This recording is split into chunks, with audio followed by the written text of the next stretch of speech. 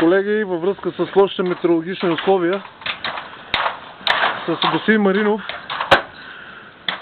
организирахме бригада на фазанарията на Бистрица, която е почти паднала, и за да не се досрути, извършваме тази пазарно полезна дейност, за да спасим съоръжението колкото можем. Много активно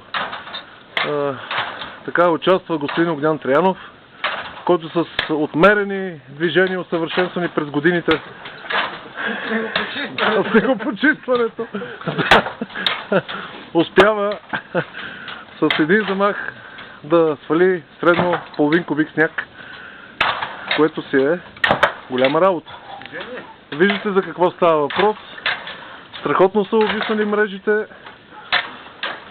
За един час успяхме първото крило след навеса да го освободим от тежестта на снега. Немалка част от фазанарията е порутена, паднала е от тежкия сняг. За слава Богу, фазаните са невредими.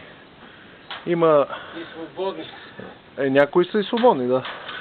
Тук виждаме един мъжки и една женска, които са устремили към свободата.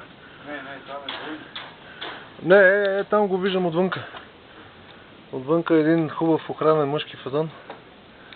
Точно за Атос, който страда. Може би го чувате в момента. Страда.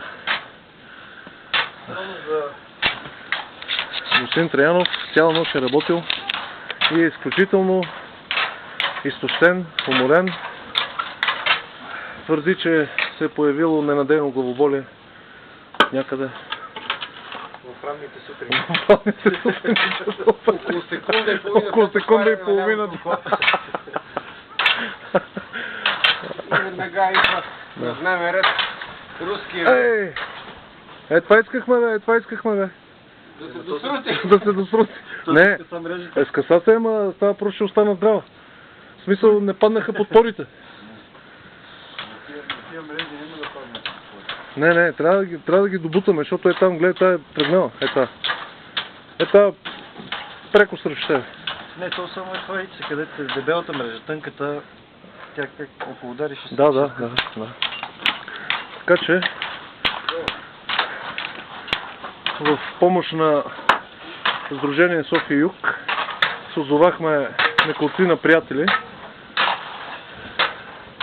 и продължаваме дано да успеем да свалим всичкия сняг от мрежите, за да може поне част от съоръжението да се запази. Пък когато спре снеговалежа, ще дойдем пак по предложение на господин Маринов. Ето този деен мъж с това държале. Да.